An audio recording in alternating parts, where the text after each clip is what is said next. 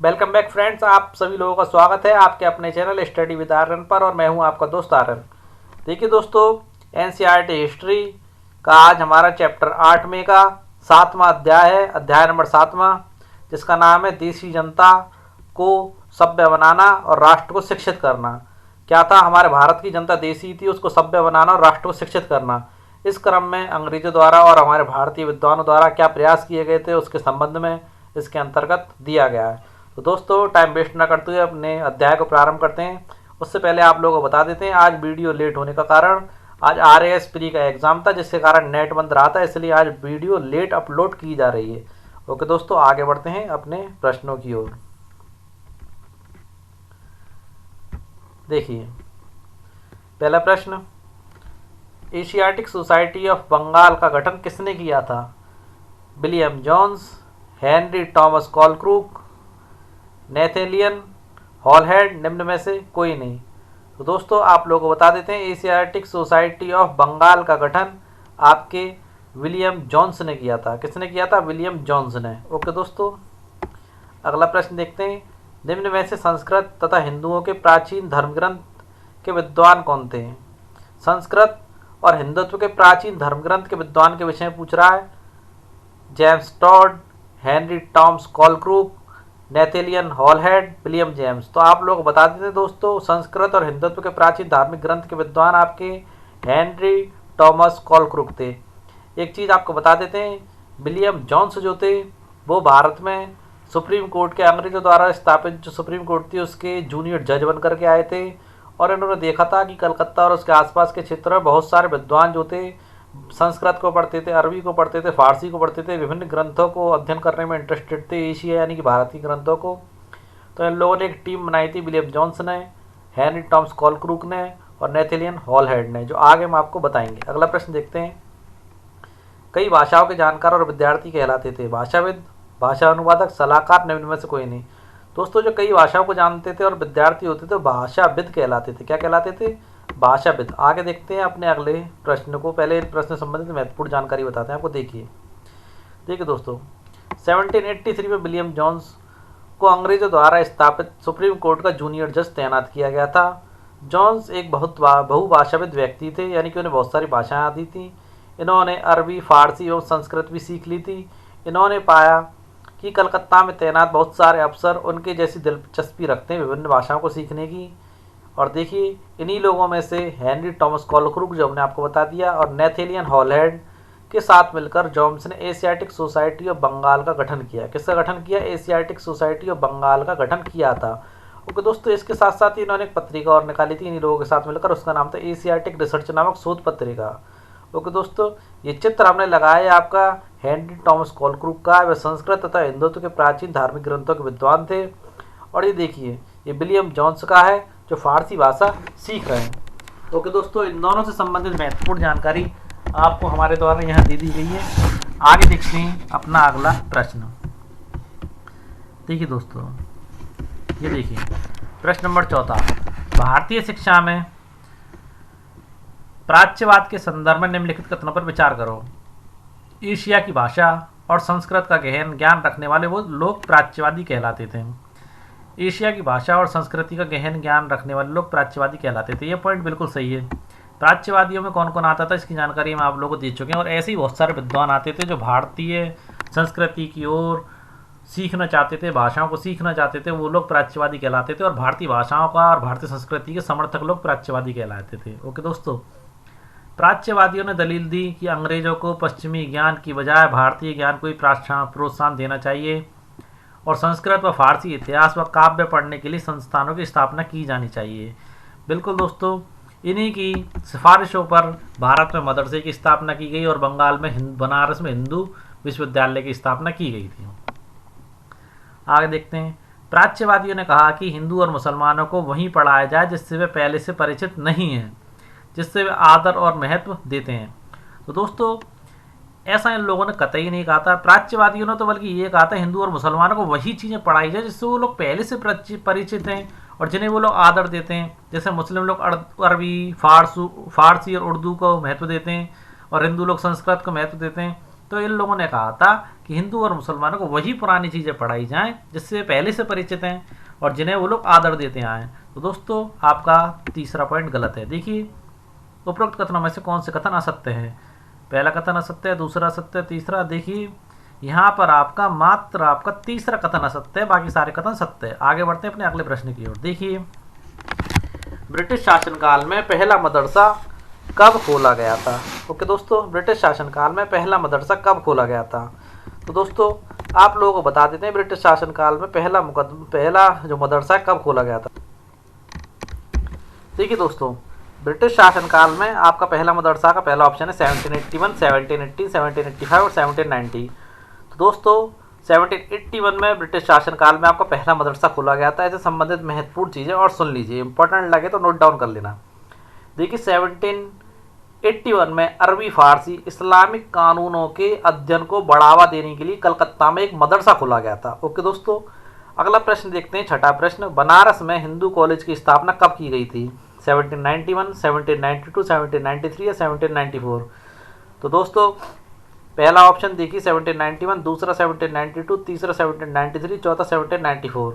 तो दोस्तों बनारस में हिंदू कॉलेज की स्थापना आपकी 1791 में की गई थी। और इम्पोर्टेंट बिंदु से संबंधित सुन लीजिए। देखिए 1791 में मद्रास में हिंदू कॉलेज की स्थापना की गई ताकि वहाँ प्राचीन संस्कृत ग्रंथों की शिक्षा दी जा सके और देश का शासन चलाने में मदद मिले। ओके दोस्तों, क्यों की गई थी आपके समझ में आ गया होगा। प्रश्न नंबर 7 में देखिए कंपनी प्रशासन में वर्नाकुलर किसे कहा जाता था? देखिए जो फारसी पढ़ना लिखना और पढ़ाना जानते हो, स्थानीय भाषा और साम्राज्यवादी शासकों की भाषा के बीच फर्क को चिन्हित करने के लिए प्रयुक्त शब्द, एशिया की भाषा और संस्कृत का गहन ज्ञान रखने वाले लोग। तो दोस्तों बता देते हैं वर्नाकुलर किससे कहा जाता है। वर्नाकुलर आपका स्थानीय भाषाएं जो होती थी और साम्राज्यवादी प्रशासन की भाषा होती थी, दोनों भाषाओं के बीच फर्क को चिन्हित करने के लिए प्रयुक्त शब्द क्या कहलाता था? वर्नाकुलर। ओके दोस्तों, अब आप कहेंगे बाकी दो चीज़ें क्या हैं? तो देखिए जो लोग फारसी पढ़ना लिखना और पढ़ाना जानते थे उन्हें उस दौर में मुंशी कहा जाता था। क्या कहा जाता था? मुंशी।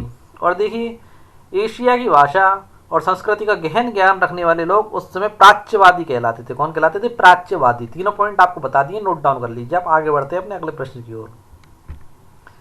उससे पहले आपको बता देते हैं कि प्राच्यवादियों में सबसे जो महत्वपूर्ण जो प्राच्यवाद के समर्थक थे वो कौन थे? इनका चित्र भी हमने यहाँ पर लगाया। देखिए वारेन हेस्टिंग्स का स्मारक, जो गवर्नर जनरल थे भारत के कभी, रिचर्ड वेस्टमॉन्ट 1830, जब कलकत्ता स्थित विक्टोरिया मेमोरियल में स्थित है। देखिए इस तस्वीर से पता चलता है कि भारत में ब्रिटिश सत्ता के बारे में प्राच्यवादी किस तरह सोचते थे। देखिए यहाँ आप देख सकते हैं सबसे ऊपर वारेन हेस्टिंग्स की भव्य प्रतिमा है जो प्राच्यवादियों के भारी समर्थक थे। ओके दोस्तों, अगर प्रश्न आ जाए तो प्राच्यवादियों के भारी समर्थक कौन थे तो आप डायरेक्ट लिख सकते हैं वारेन हेस्टिंग्स। कौन थे? Warren Hastings. इसके एक तरफ पंडित और दूसरी तरफ नीचे बैठे हुए मुंशी दिखाई दे रहा है। हेस्टिंग्स तथा अन्य प्राच्यवादी भारतीय विद्वानों से विभिन्न भारतीय भाषा सीखना चाहते थे। वे कई बार केवल बोलियां समझते और वर्नाकुलर का नाम देते थे। ओके दोस्तों, वर्नाकुलर क्या होता है हम आपको बता ही चुके। स्थानीय रीति रिवाज और कानूनों के बारे में जानना चाहते थे और प्राचीन ग्रंथों के अनुवाद और व्याख्या मदद चाहते थे। हेस्टिंग्स ने पहल करके कलकत्ता मदरसे की स्थापना की। ओके दोस्तों, किसकी पहल पर कलकत्ता मदरसे की स्थापना हुई थी? हेस्टिंग्स की। उनका विश्वास था कि यहाँ के प्राचीन रीति रिवाज और यहाँ की ज्ञान संपदा ही भारत में ब्रिटिश शासन के आधार होने चाहिए। देखिए दोस्तों यहाँ प्रश्नों के साथ हम इनकी व्याख्या महत्वपूर्ण बिंदु इसलिए देते हैं, प्रश्नों में एक छोटा सा टाइटल होता है जबकि इसकी गंभीरता को समझना आवश्यक है, क्योंकि हम यूपीएससी प्री की तैयारी कर रहे हैं तो प्रश्न किसी प्रकार का आ सकता है। किसी प्रश्न के पीछे क्या वजह थी ये आवश्यक रूप से पढ़ना जरूरी है, इसलिए उसके साथ साथ हम उसका पूरा लॉजिक या व्याख्या आप लोगों को देते हैं जिससे आप लोग समझ सकें। इसलिए अगर आप लोगों को इंपॉर्टेंट लगा करें तो उस चीज़ को नोट डाउन कर लिया करें, रोक करके स्क्रीनशॉट ले लिया करें। आगे देखिए प्रश्न नंबर 8वां, प्राच्यवाद की आलोचना के संदर्भ में निम्नलिखित कथनों पर विचार कीजिए। देखिए प्राच्यवाद जब आया तो हर चीज की आलोचना होती है, तो प्राच्यवाद की भी आलोचना हुई। तो क्या आलोचना की गई थी? देखिए 19वीं सदी के प्रारंभ से ही अंग्रेज अफसरों ने प्राच्यवाद की आलोचना करना प्रारंभ कर दिया था। हकीकत बात है 18वीं शताब्दी में तो ये काफी अग्रसर था प्राच्यवाद, परंतु जैसी 19वीं सदी लगी तो अंग्रेज अफसरों ने इसकी आलोचना करना प्रारंभ कर दिया। अब देखिए इसकी आलोचना करने वालों में सबसे प्रमुख कौन थे? जेम्स मिल। उनकी राय में शिक्षा के जरिए उपयोगी और व्यवहारिक चीज़ों का ज्ञान दिया जाना चाहिए। जनता को जनता या उनको खुश करने के प्रयास के तौर पर शिक्षा नहीं देना चाहिए। देखिए, उनका कहना था कि जनता को खुश करने के तौर पर शिक्षा नहीं देनी चाहिए, बल्कि शिक्षा के जरिए उपयोगी और व्यवहारिक चीज़ों का ज्ञान देना चाहिए। ये कथन उनका किसी हद तक सही माना जाता है। दूसरा देखिए, 1830 में मैकाले का मानना था, मैकाले देखिए मैकाले की शिक्षा पद्धति भारत में चलती है, अभी कुछ दिनों पहले ही चेंज हुई है। 1830 में मैकाले का मानना था कि अच्छे यूरोपीय पुस्तकालयों का केवल एक खाना ही भारत और अरब के समूचे देसी साहित्य के बराबर है। ये हीन भावना रखते थे दोस्तों भारतीय साहित्य के प्रति और भारतीय शिक्षा के प्रति। देखिए, 1830 में मैकाले के शब्दों को पढ़ करके ये आपको समझ में आना पड़ेगा, क्या समझ आ रहा होगा क्या कहा था इन्होंने। एक अच्छे यूरोपीय पुस्तकालय का केवल एक खाना, यानी कि एक रैक में ये पूरे भारत के साहित्य को और अरब के साहित्य को रखने के बराबर समझ रहे, जबकि ऐसा कुछ था नहीं दोस्तों, ये गलत धारणा थी। आगे देखते हैं। मैकाले के अनुसार अंग्रेजी के ज्ञान से भारतीयों को दुनिया की श्रेष्ठतम साहित्यिक कृतियों को पढ़ने का मौका मिलेगा। ये बात सत्य थी, पर ये पॉइंट जो वो सोचते थे उनका सोच बिल्कुल गलत थी। उपरोक्त कथनों में से कौन सा कथन सत्य है? पहला कथन सत्य है, दूसरा सत्य है, तीसरा व चौथा सत्य, सभी कथन सत्य है। तो दोस्तों प्राच्यवाद की आलोचना के संदर्भ में तो चारों ही कथन सत्य हैं। आगे बढ़ते हैं। देखिए, अंग्रेजों का शिक्षा अधिनियम कब पारित हुआ था? 1835, 1845, 1855 और 1865। तो आप लोगों को बता देते हैं, अंग्रेजों को शिक्षा अधिनियम था वो 1835 में लागू हुआ था। कब हुआ था? 1835 में लागू हुआ था। और देखिए, इंपॉर्टेंट बिंदु जान लीजिए इसके, मैकाले के मिनट्स, यानी कि मैकाले द्वारा जो विवरण दिया गया तो उसके आधार पर 1835 का अंग्रेजों का शिक्षा अधिनियम पारित किया गया। और ये भी फैसला लिया गया कि अंग्रेजी को उच्च शिक्षा का माध्यम बनाया जाए और कलकत्ता मदरसे और बनारस संस्कृत कॉलेज जैसे प्राच्यवादी संस्थानों को प्रोत्साहन दिया जाना बंद कर दिया जाए। ओके दोस्तों, ये लोग चाहते थे मैकाले के अकॉर्डिंग कि अंग्रेजी को शिक्षा का माध्यम बना लिया जाए, और जो पहले के जो मदरसे खुले हुए थे प्राच्यवादियों के समर्थन से और बनारस संस्कृत कॉलेज खुला हुआ था, उन प्राच्यवादी संस्थानों को प्रोत्साहन ना दिया जाए या उन्हें बंद कर दिया जाए, ऐसा इन लोगों का विचार था। देखिए, वुड के नीति पत्र या वुड्स डिस्पैच के संदर्भ में निम्नलिखित कथनों में से कौन सा कथन गलत है? देखिए, गलत कथन पूछ रहा है, यहाँ पढ़िए तो अच्छे से देखिए। 1854 में कंपनी के लंदन स्थित कोर्ट ऑफ डायरेक्टर, किसने? कोर्ट ऑफ डायरेक्टर ने कंपनी के नियंत्रण मंडल के अध्यक्ष कौन थे? कंपनी के नियंत्रण मंडल के अध्यक्ष कौन थे? चार्ल्स वुड द्वारा शिक्षा के विषय में जारी एक नोट भारतीय गवर्नर जनरल को भेजा। इस संदेश को वुड्स डिस्पैच के नाम से जाना जाता है। तो ये कथन तो दोस्तों पूरा सही है, फैक्ट्स पर आधारित है। इसके मुताबिक यूरोपीय शिक्षा के माध्यम से भारतीयों को व्यापार और वाणिज्य के विस्तार से होने वाले लाभों को समझने और देश के संसाधनों के विकास का महत्व समझने में मदद मिलेगी। उन्होंने इस नोट्स में ये चीज़ कही थी। और इसमें यह तर्क दिया गया कि भारतीय शिक्षा से भारतीयों के नैतिक चरित्र का उत्थान होगा। देखिए, पॉइंट ये बिल्कुल गलत है, क्योंकि उसके अंदर ये तर्क बिल्कुल भी नहीं दिया गया था। उन्होंने तो यहाँ पर भारतीय शिक्षा ना देकर के अंग्रेजी शिक्षा से, क्या कहा था? अंग्रेजी शिक्षा से, देखिए उन्होंने कहा था अंग्रेजी शिक्षा से भारतीयों के नैतिक चरित्र का उत्थान होगा, इसलिए आपका तीसरा पॉइंट यहाँ पर गलत है। प्रश्न नंबर अगला देखते हैं। प्रश्न नंबर 11वां, कलकत्ता, मद्रास और मुंबई विश्वविद्यालय की स्थापना किस समय की गई थी? 1857 में मेरठ और दिल्ली में सिपाही विद्रोह के समय। 1854 में वुड्स के नीति पत्र के बाद। कथन पहला व दूसरा दोनों सही है, निम्न में से कोई नहीं। तो दोस्तों यहाँ पर आपको दोनों कथन सही हैं। कलकत्ता, मद्रास और मुंबई विश्वविद्यालय की स्थापना आपकी 1857 में जो दिल्ली और मेरठ का सिपाही विद्रोह हुआ था उसके बाद की गई थी, और उससे पहले आपका वुड्स का नीति पत्र आ चुका था, वुड्स डिस्पैच आ चुका था 1854 में। ओके दोस्तों, इन दोनों के बाद ही कलकत्ता, मद्रास और मुंबई विश्वविद्यालय की स्थापना की गई थी। अगला प्रश्न देखते हैं। नैतिक उत्थान के लिए ईसाई शिक्षा के लिए प्रारंभ किए गए सेरामपुर मिशन की स्थापना किसकी मदद से हुई? William Carey, James Mill, colonel James Tod, निम्न में से कोई नहीं। तो दोस्तों, सेरामपुर मिशन की स्थापना आपके विलियम कैरे की मदद से हुई थी। किसकी मदद से हुई थी? विलियम कैरे की मदद से। देखिए, इसमें महत्वपूर्ण बिंदु आप लोगों को बताते हैं। शुरुआत में जो कंपनी का जो प्रशासन था वो भारत में ईसाई मिशनरियों को लाने में, ईसाई शिक्षा को लाने में डर रहा था। उनका मानना था इससे भारतीय जनता बगावत कर सकती है। उसका डिस्क्राइब में वर्णन हम आप लोगों को यहाँ देते हैं। देखिए पहले तो 19वीं शताब्दी में जो मुंबई विश्वविद्यालय उसका चित्र आपको दिया है। फिर देखिए, कलकत्ता के पास हुगली नदी के तट पर स्थित सेरामपुर कॉलेज है, उसका चित्र दिया है। और उससे संबंधित महत्वपूर्ण जानकारी देखिए। देखिए 19वीं सदी में भारत में सक्रिय ईसाई प्रचारकों ने व्यवहारिक शिक्षा के पक्ष में दिए जा रहे तर्कों का घोर विरोध किया। उन्होंने कहा कि व्यवहार की जो शिक्षा दी जा रही है वो गलत है। उनका मानना था कि शिक्षा का उद्देश्य लोगों के नैतिक चरित्र में सुधार लाना होता है और नैतिकता उत्थान केवल ईसाई शिक्षा के जरिए ही संभव है। वो अपने धर्म का बढ़ावा चाहते थे, इसलिए उन्होंने उसका जो उत्थान माना वो केवल ईसाई शिक्षा के जरिए संभव माना।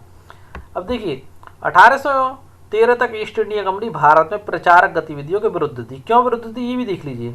ये कंपनी को भय था कि प्रचारकों की गतिविधियों की वजह से स्थानीय जनता के बीच असंतोष पैदा होगा। ओके दोस्तों, अब क्या हुआ, उनका मानना था कि भारत में अंग्रेजों की उपस्थिति को शक की नज़र से देखने लगेंगे लोग। ब्रिटिश नियंत्रण वाले भूक्षेत्र में अपनी संस्थाएं न खोल पाने की वजह से प्रचारकों ने अनंत लास्ट में सेहरामपुर में अपना मिशन खोला। यह इलाका देखिए ईस्ट इंडिया कंपनी के जो थे डेनिश ईस्ट इंडिया कंपनी के नियंत्रण में आता था। किसके नियंत्रण में आता था? डेनिश ईस्ट इंडिया कंपनी के नियंत्रण में आता था। वर्ष 1800 में एक छापा खाना लगाया गया और 1818 में कॉलेज खोला गया। ओके दोस्तों, कब खोला गया ये आपको पूरी तरीके से बता दिया गया।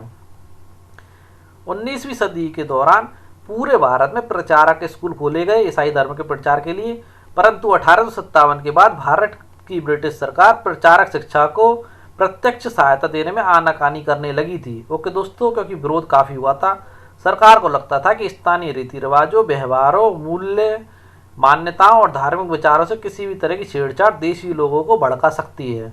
ओके दोस्तों, अब देखिए चित्र किसका है। स्कॉटलैंड के ईसाई प्रचारक विलियम कैरे का ही चित्र है। इन्होंने ही जो था आपका श्रीरामपुर कॉलेज खोलने में या श्रीरामपुर मिशन में काफ़ी महत्वपूर्ण मदद की थी। आगे बढ़ते हैं अपने अगले प्रश्न की ओर। देखिए प्रश्न नंबर 13, कंपनी द्वारा देसी स्कूलों में शिक्षा की प्रगति रिपोर्ट पेश करने का जिम्मा किसे सौंपा गया था? देखिए दोस्तों, विलियम कैरे को, जेम्स मिल को, विलियम एडम को, कर्नल जेम्स टॉड को। तो आप लोगों को बता देते हैं कंपनी ने देसी स्कूलों में शिक्षा की प्रगति रिपोर्ट पेश करने का जिम्मा आपके विलियम एडम को सौंपा था। ओके दोस्तों, उससे पहले ये भारतीय लोगों की प्राथमिक शिक्षा में कतई इंटरेस्टेड नहीं थे। अब देखिए प्रश्न नंबर 14 में, विलियम एडम द्वारा तैयार की गई प्रगति रिपोर्ट में भारतीय पाठशालाओं के संदर्भ में निम्नलिखित में से कौन सा कथन सही नहीं है? अब देखिए जब जिम्मा दिया गया तो उन्होंने भारतीय जो प्राथमिक शिक्षा थी उसका अध्ययन किया, भारतीय पाठशालाओं का अध्ययन किया विलियम एडम ने, और बहुत सारी बातें बताई थी।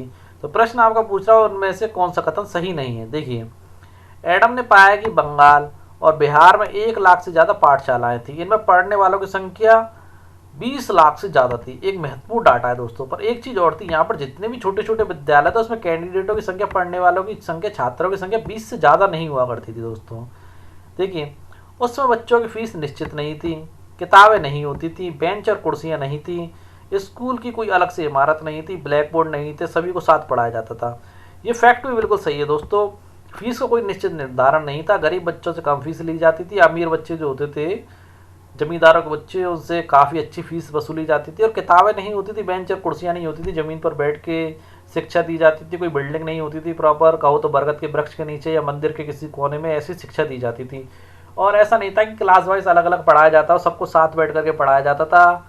ओके दोस्तों, अगला पॉइंट देखते हैं, साधारण काश्तकारों के बच्चों को शिक्षा नहीं दी जाती थी। ये पॉइंट गलत है दोस्तों। हमारे भारतीय समाज में साधारण काश्तकारों के बच्चों को भी शिक्षा दी जाती थी, बल्कि जिस टाइम में फसल की कटाई होती थी उस टाइम पे शिक्षा को रोक दिया जाता था, क्योंकि बच्चे फसल की कटाई करने जाते थे तो काश्तकार के बच्चे भी आसानी से शिक्षा ग्रहण कर सकते थे। यानी कि ये मान के चल सकते हैं कि उस समय हमारी भारतीय शिक्षा प्रणाली काफ़ी लचीली थी।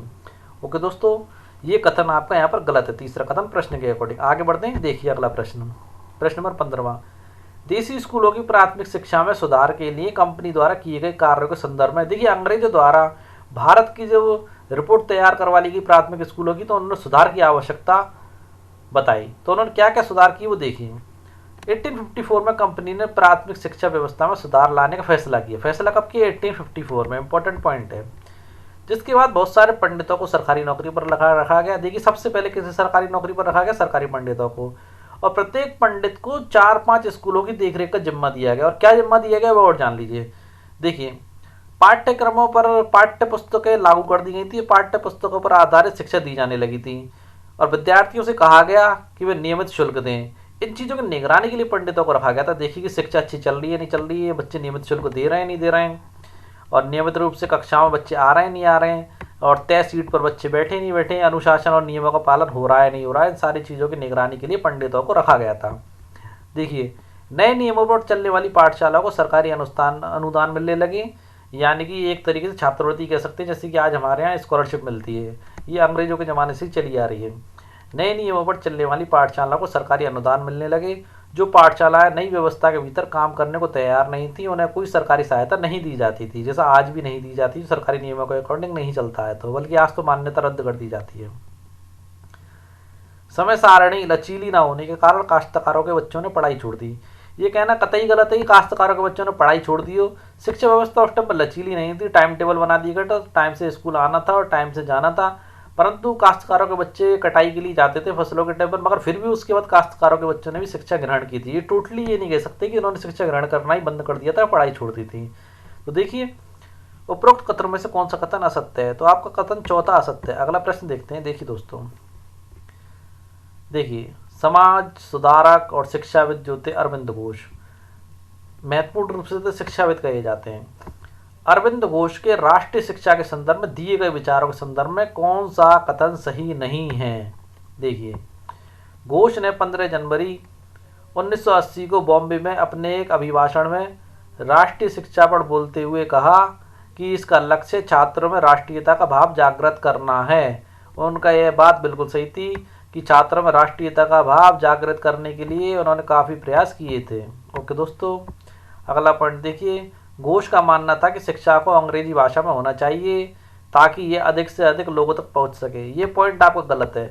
सारी शिक्षा वो हिंदी माध्यम में, यानी कि अपनी क्षेत्रीय भाषा में देना चाहते थे, ना कि अंग्रेजी भाषा में। जो हमारे भारत देश की भाषा थी उसमें देना चाहते थे, अंग्रेजी के विरोधी थे। घोष ने इस बात पर बल दिया, यद्यपि छात्रों को अपने मूल के साथ जुड़े रहना चाहिए, फिर भी उनको आधुनिक वैज्ञानिक आविष्कारों तथा लोकप्रिय शासन व्यवस्था के संदर्भ में पश्चिमी देशों के अनुभवों का भी भरपूर लाभ उठाना चाहिए। देखिए, अंग्रेजी शिक्षा के तो वो विरोधी थे, परंतु आधुनिक वैज्ञानिक आविष्कारों तथा लोकप्रिय शासन व्यवस्था के संदर्भ में पश्चिमी देशों के अनुभव का लाभ उठाना चाहिए, इस बात के वो समर्थक भी थे। घोष ने कहा कि छात्रों को हस्तकला भी सीखनी चाहिए ताकि वे स्कूल छोड़ने पर यथासंभव रोजगार पा सकें और अपना जीविकोपार्जन कर सकें। तो दोस्तों, यहाँ पर आपकी ये पॉइंट सही है, ओनली ये कथन आपका गलत है कि अंग्रेजी भाषा होनी चाहिए। आगे बढ़ते हैं अपने अगले प्रश्न की ओर। देखिए, शिक्षा के संदर्भ में महात्मा गांधी के विचारों के संदर्भ में निम्नलिखित कथनों पर विचार कीजिए। यानी कि शिक्षा के विषय महात्मा गांधी के विचारों से के संबंध में विचार करने के लिए कह रहा है। देखिए, महात्मा गांधी की दृढ़ मान्यता थी कि शिक्षा केवल भारतीय भाषाओं में ही दी जानी चाहिए, ये अरविंद घोष की थी। देखिए, उनके मुताबिक अंग्रेजी में दी जा रही शिक्षा भारतीयों को अपाहिज बना देती है। गांधी जी की राय थी कि विदेशी भाषा बोलने वाले, स्थानीय संस्कृति से घृणा करने वाले अंग्रेजी शिक्षित भारतीय अपनी जनता से जुड़ने के तौर तरीके भूल चुके हैं। ये कथन उनका बिल्कुल सही था। गांधी जी का कहना था कि पश्चिमी शिक्षा मौखिक ज्ञान की बजाय केवल पढ़ने और लिखने पर केंद्रित है। इसे पाठ्य पुस्तकों पर तो जोड़ दिया जाता है, लेकिन जीवन अनुभवों और व्यवहारिक ज्ञान की अपेक्षा की जाती है। और देखिए, गांधी जी का मानना था कि प्रत्येक हस्तकौशल, यानी कि हाथ से जो हम रोजगार जानते हैं, आज की तरह केवल यांत्रिक नहीं होना चाहिए। ऐसा नहीं कि खाली पढ़ा दिए गए, जैसे आपने 3 इडियट में देखा होगा, वो मशीन की तरह पढ़ाते जाते हैं। आमिर खान से जब आप पूछते हैं व्हाट इज मशीन, तो उन्होंने एक एग्जांपल दिया, वाली चैन को खोल के चैन अप एंड डाउन हो रही, तो ये भी एक मशीन है। तो टीचर को पसंद नहीं आया, ओनली रटी रटाई शिक्षा पद्धति चाहते थे। तो वही गांधी जी ने कहा था कि वैज्ञानिक ढंग से पढ़ाया जाना चाहिए ताकि बच्चे को प्रत्येक प्रक्रिया के क्यों और कैसे का पता चल सके। उस पिक्चर पे भी ये बताया था कि बच्चे को ये पता होना चाहिए क्यों और कैसे हो रहा है, खाली डेफिनेशन से याद करने से या किताब रटने से कुछ नहीं होता। ओके दोस्तों, उपयुक्त कथनों में से कौन से कथन सत्य हैं? तो दोस्तों, यहाँ पर सारे ही कथन सत्य हैं। आगे बढ़ते हैं अगले प्रश्न की ओर। देखिए, शांति निकेतन की स्थापना किसने की थी? महात्मा गांधी, कस्तूरबा गांधी, रविंद्रनाथ टैगोर, अरविंदो घोष। तो दोस्तों, रविंद्रनाथ टैगोर जी द्वारा शांति निकेतन की स्थापना की गई थी और इससे संबंधित महत्वपूर्ण बिंदु आपको अगले पेज पर बताएंगे। जब तक दूसरा प्रश्न देखते हैं। टैगोर के शिक्षा संबंधी विचारों के संदर्भ में निम्नलिखित कथनों में से कौन सा कथन सही नहीं है? देखिए, टैगोर को लगता था कि अंग्रेजों द्वारा स्थापित की गई शिक्षा व्यवस्था के कड़े और बंधनकारी अनुशासन से मुक्त होना चाहिए। बिल्कुल सही बात है। उनका मानना था कि सृजनात्मक शिक्षा केवल प्राकृतिक परिवेश में ही प्रोत्साहित किया जा सकता है। देखिए, उन्होंने कहा था बच्चों को रटाया तो जा सकता है, परंतु सृजनात्मक शिक्षा जो है प्राकृतिक परिवेश में ही दी जा सकती है। इस कारण ही उन्होंने शांति निकेतन की स्थापना शहर से काफी दूर की थी, प्राकृतिक परिवेश में की थी। ओके दोस्तों, टैगोर पश्चिमी सभ्यता और भारतीय परंपरा के श्रेष्ठ तत्वों के सम्मिश्रण के पक्षधर नहीं थे। ये पॉइंट गलत है दोस्तों, पक्षधर थे, अच्छी चीजों के पक्षधर थे। टैगोर पश्चिमी सभ्यता और भारतीय परंपरा के श्रेष्ठ तत्वों के सम्मिश्रण होना चाहिए, इस चीज के समर्थक थे दोस्तों। ओके दोस्तों, टैगोर प्राकृतिक परिवेश में शिक्षा के पक्षधर थे, ये पॉइंट हमने आपको बता ही दिया। आगे बढ़ते हैं। देखिए रविन्द्रनाथ टैगोर ने शांति निकेतन की स्थापना 1901 में की थी। टैगोर जब बच्चे थे तो स्कूल जाने से बहुत चिढ़ते थे, वहाँ उनका दम घुटता था, उन्हें स्कूल का माहौल दमनकारी लगता था। टैगोर को ऐसा लगता था कि मानो स्कूल कोई जेल हो, क्योंकि वहाँ बच्चे मनचाहा काम कभी भी नहीं कर सकते थे। इसलिए उन्होंने शांति निकेतन की स्थापना काफ़ी खुले माहौल में की थी, जैसे कि आप देख सकते हैं शांति निकेतन है। शांति निकेतन में एक कक्षा चल रही है, 1930 का दशक है। आसपास का माहौल देखिए, चारों तरफ पेड़ और खुली जगह है, देखिए देख पा रहे होंगे आप। दूसरी जगह देखिए कोयम्बटूर के एक प्रचारक स्कूल में खेल रहे बच्चे। 20वीं सदी का प्रारंभ देखिए, 19वीं सदी के मध्य तक ईसाई प्रचारक और भारतीय सुधारवादी संगठन लड़कियों के लिए स्कूल खोलने लग गए थे। ओके दोस्तों, आगे बढ़ते हैं। देखिए अन्यंत्र है पर भारत से संबंधित भी है। देखिए 1870 में शिक्षा अधिनियम लागू होने पर, कब लागू हुआ शिक्षा अधिनियम, ये पॉइंट लिख लेना आप, 1870 में लागू होने पर आमतौर पर पूरी आबादी के लिए व्यापक शिक्षा व्यवस्था नहीं थी। ओके दोस्तों, बाल मजदूरी बहुत बड़े पैमाने पर थी, इसलिए गरीब अपने बच्चों को स्कूल नहीं भेज पाते थे। जब गरीबी होगी तो बच्चों को स्कूल कैसे भेज पाएंगे दोस्तों। और महत्वपूर्ण पॉइंट ये भी था कि ज़्यादातर स्कूल चर्च या रईसों द्वारा स्थापित किए गए थे। ओके दोस्तों, और शिक्षा अधिनियम लागू होने के बाद सरकार ने नए नए स्कूल खोलने के लिए अनिवार्य शिक्षा का प्रावधान किया था।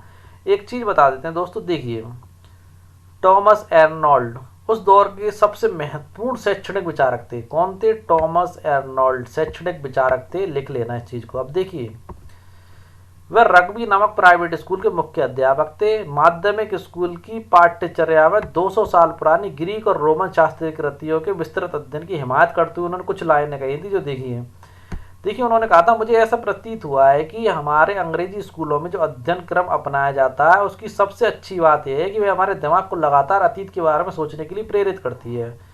हर रोज हम भाषाओं, इतिहास और कुछ साल पहले, हजारों साल पहले के विचारों को पढ़ सकते हैं।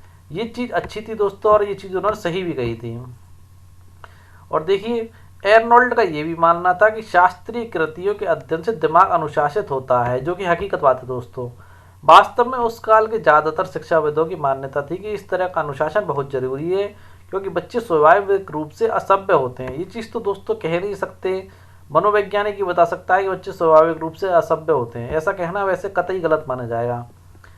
उन्हें नियंत्रित करना आवश्यक है। सभ्य वयस्क के रूप में विकसित होने के लिए उन्हें मालूम होना चाहिए कि समाज में सही और गलत क्या है। ये चीज़ तो दोस्तों सही है कि हर प्रत्येक मनुष्य को ये पता होना चाहिए कि समाज में सही और गलत क्या है, उचित और अनुचित आचरण क्या होता है, यानी कि नैतिक शिक्षा आवश्यक बताई थी इन्होंने। शिक्षा खासतौर से बच्चों के दिमाग को अनुशासित करने वाली शिक्षा का मकसद उन्हें इसी मार्ग पर आगे ले जाना था।